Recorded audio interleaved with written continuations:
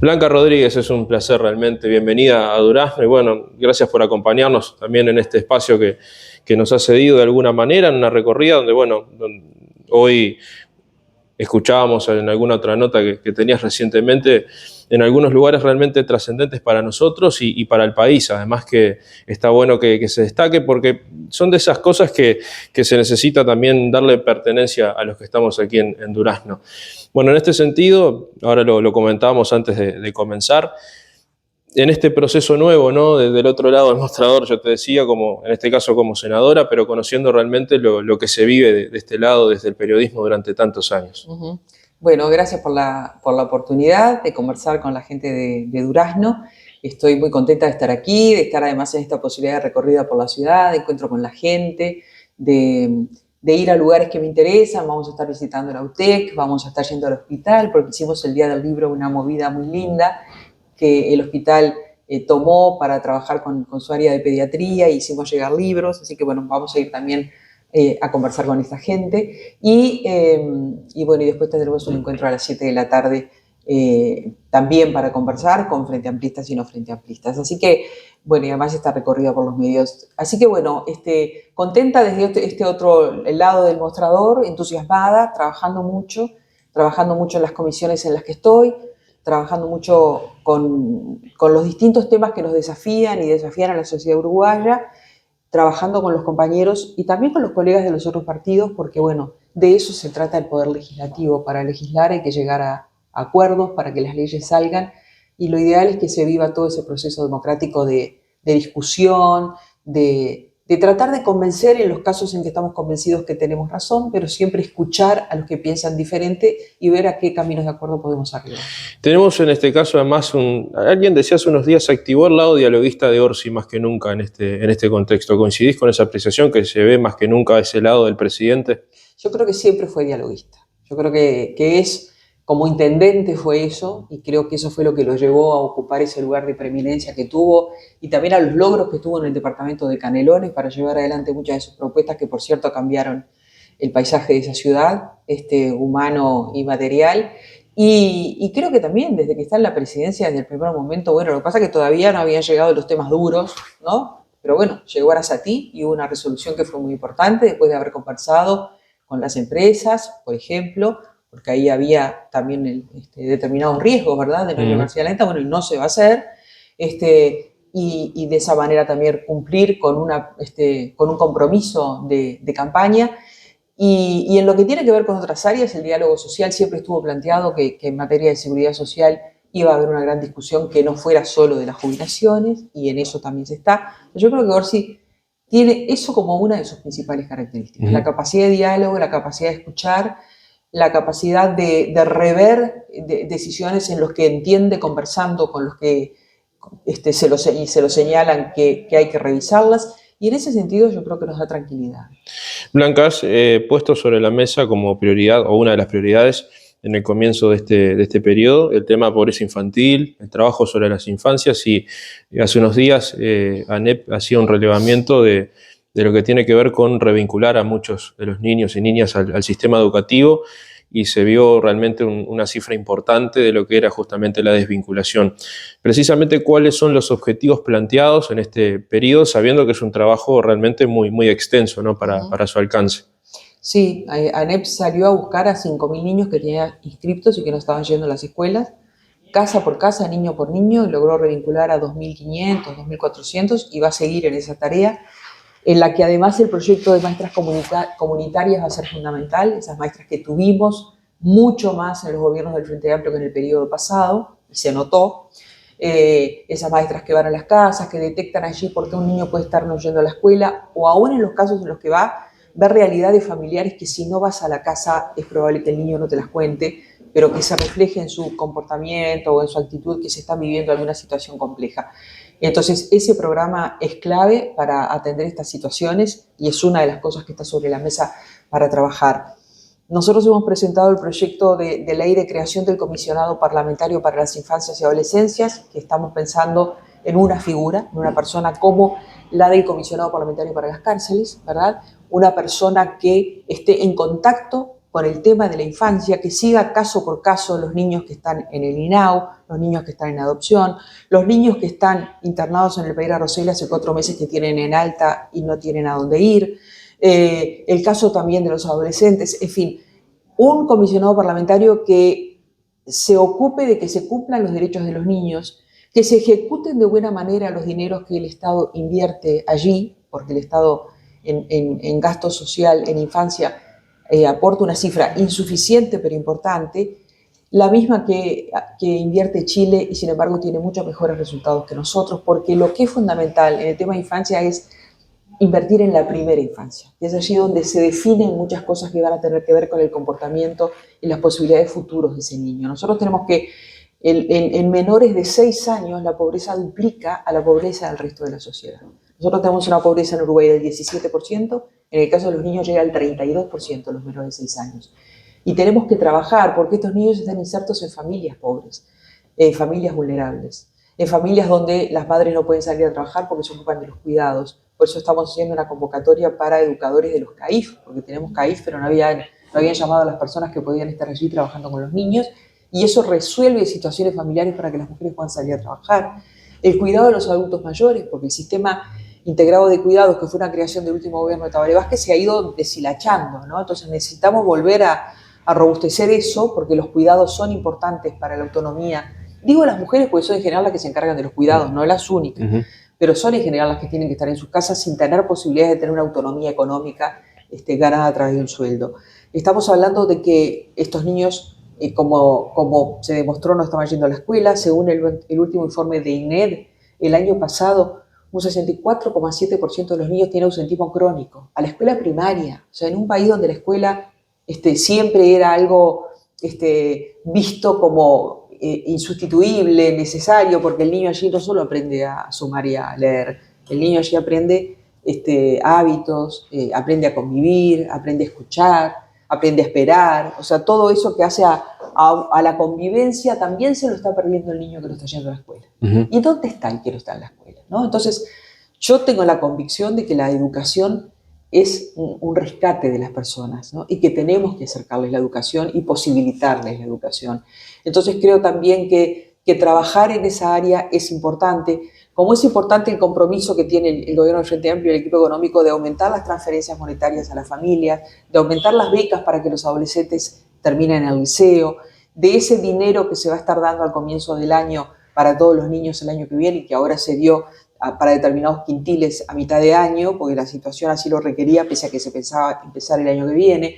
O sea, hay una serie de políticas pensadas para la infancia que me parece importante que haya alguien ocupándose de controlar, de inspeccionar, de denunciar, tal cual hace el comisionado parlamentario para las cárceles, que gracias a figuras como Petit o Garcé, que no son frente amplistas, que salen votados por la Asamblea General, nos hemos enterado de situaciones que se viven en las cárceles que si no, no sabríamos, ¿no?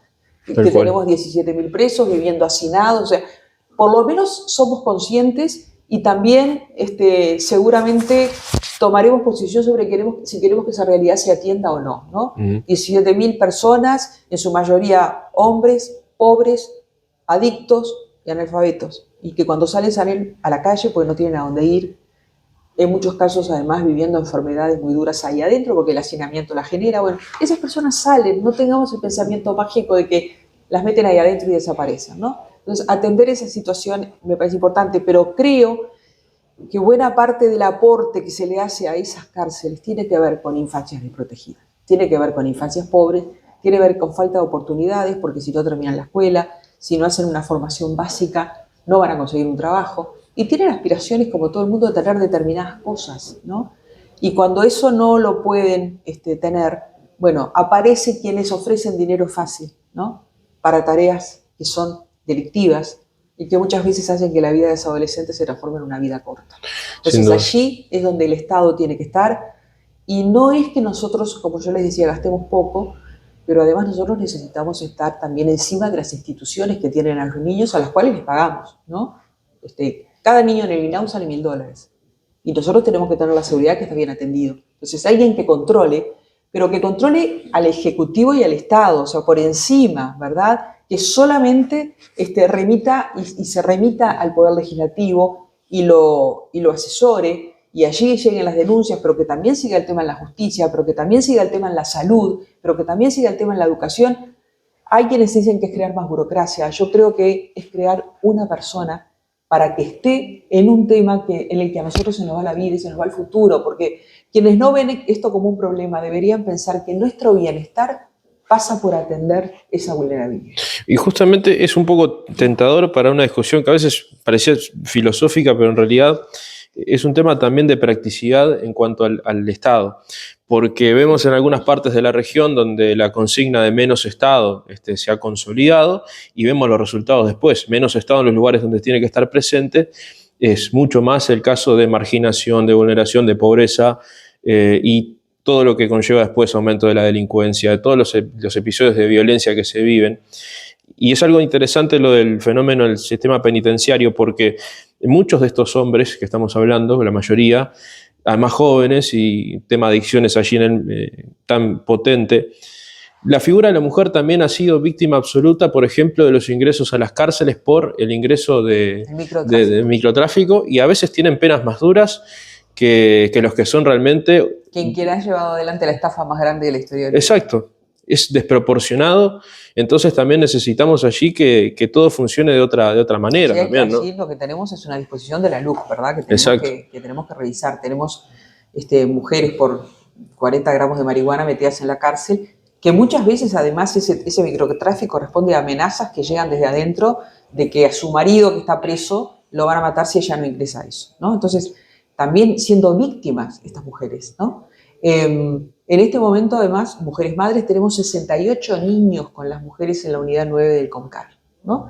Y de los niños que están en el INAU, en vínculo con el INAU, que en este momento son cerca de 9.000, 8.000 y pico, más de 2.000 están allí porque sus madres están ingresadas por microtráfico y sus padres o están ausentes o están presos también. O sea, ahí también hay una situación de contradicción y de mucha injusticia, ¿no? También. Uh-huh. Bueno, incluso además de los fenómenos de hacinamiento, es también el tema reincidencia, que es lo otro que claramente ocurre.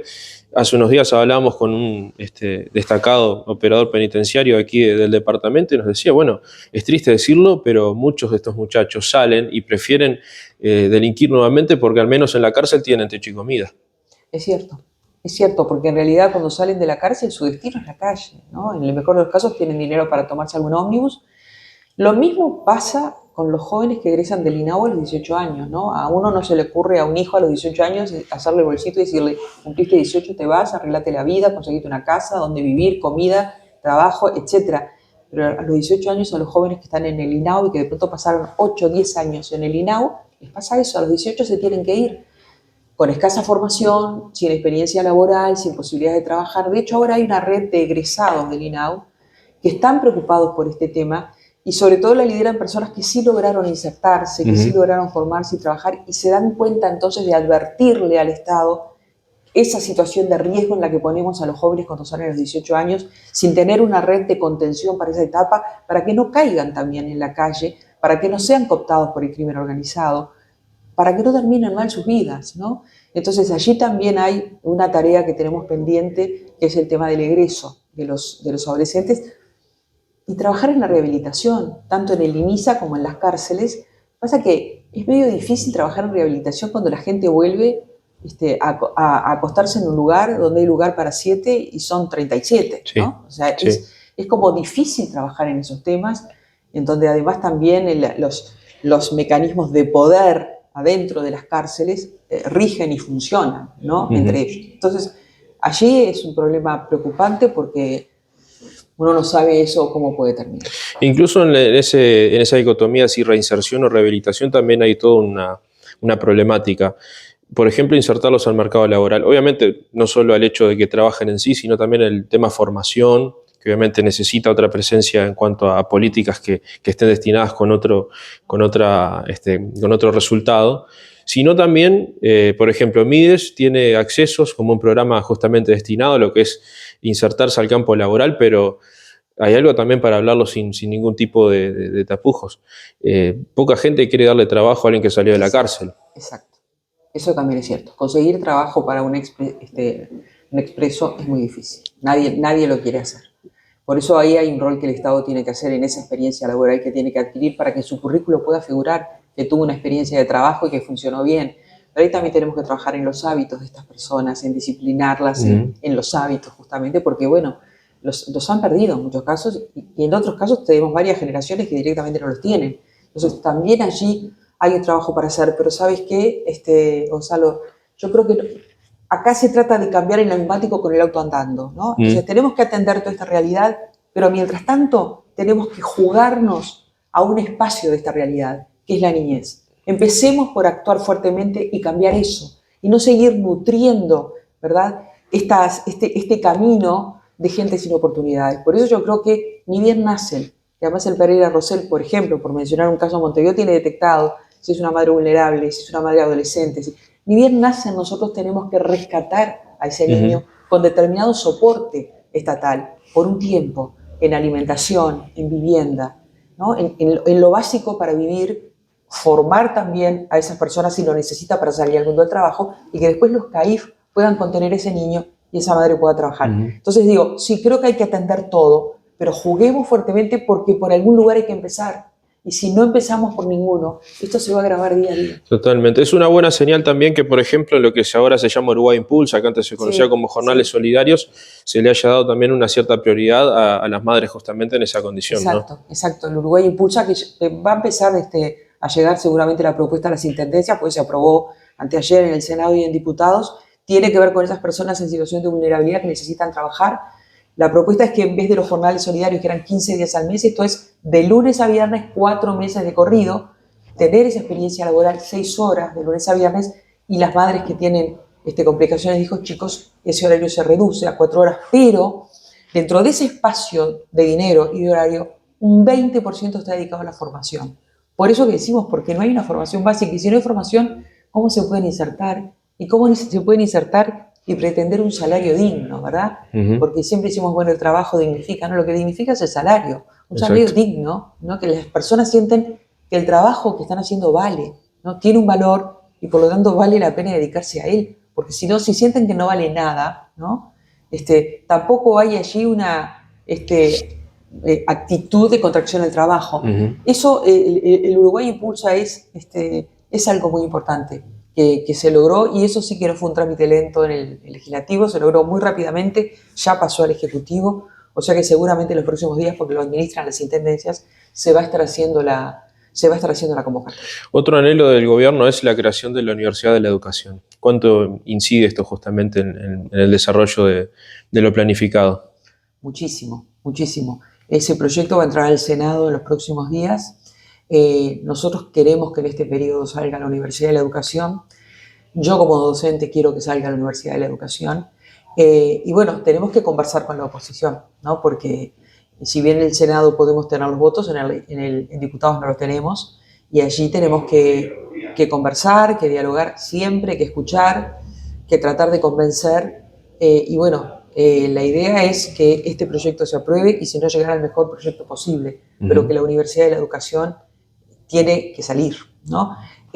A veces uno igual se encuentra con sorpresas. Por ejemplo, volviendo a este tema de infancia, yo me encuentro con la sorpresa que si bien todos los partidos políticos tienen en su programa priorizar el tema de la infancia, cuando yo planteo crear una figura como la del comisionado parlamentario, el exministro de Desarrollo Social, Martín Lema, que no pudo resolver este tema, señala que se va a oponer el Partido Nacional, ¿no? O él habló en nombre del partido. Robert Silva, lo mismo. Entonces digo, bueno, pero a ver, entonces estaba en el programa, ¿y hasta dónde están dispuestos a comprometerse con que haya una persona? No me digan que es más burocracia una persona, porque se han tirado millones de dólares en cosas que no han tenido utilidad para nosotros, ¿no? Para la sociedad en su conjunto. Y no vale dar ejemplos porque la gente lo tiene muy claro, ¿no? En este momento. Pero yo creo que hay que cumplir con esos compromisos. Si la infancia es realmente una preocupación, bueno, hay que jugársela. Si la educación es realmente una preocupación, también la universidad es una instancia importante. Y lo otro que es muy importante es esta descentralización, lo que significa que en cada departamento haya una universidad de la educación. Es muy importante, ¿no? La descentralización universitaria le ha cambiado la vida a muchas familias. Sin duda. Y estos 30.000 estudiantes que tenemos en el interior universitarios, la universidad tiene 160.000 estudiantes en este momento. Duplicó su matrícula en los últimos 10 años.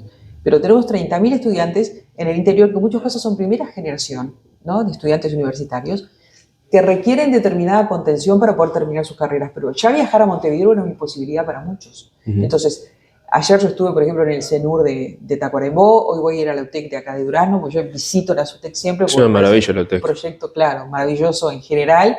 La de acá me dicen que es increíble, sí. Pero yo creo que esa descentralización que propiciaron los gobiernos del Frente Amplio es clave para que muchos tengan oportunidades de formarse en educación terciaria en su territorio, ¿no? Fíjate la incidencia incluso de la UTEC acá, que es un aliado, igual que el Polo Tecnológico, para futuras políticas que tienen que ver incluso con lo ambiental, para el control del monitoreo del río, que tenemos una grave problemática de toda la vida. A ti te tocó como periodista muchísimo tiempo hablar del fenómeno de las inundaciones acá, siempre.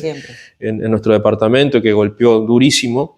Y bueno, y hoy tenemos en la UTEC grandes recursos desde el punto de vista intelectual, no solamente desde los recursos que se le brinden a través del funcionamiento en sí de la universidad, y también obviamente otras carreras que ingresan dentro de las prioridades. Ahora tenemos incluso aquí en Durazno a las primeras ingenieras agroambientales que egresaron como tales. O sea, hay un montón de aspectos muy positivos como para empezar con algo que en definitiva a la larga termine siendo producto para las próximas generaciones, ¿no? Claro, pero además lo que está muy bueno de la UTEC, pero también lo tienen los CENUR, es atender demandas locales, ¿no? Sí. Realidades y problemáticas locales. La ingeniería forestal que trabaja en el CENUR del Noroeste, bueno, está atendiendo una realidad que además tiene 100% de ocupación. O sea, lo que me decía la directora regional es que le captan los jóvenes antes de que terminen la carrera, ¿no? Y si se hubieran ido a Montevideo eso no hubiera pasado.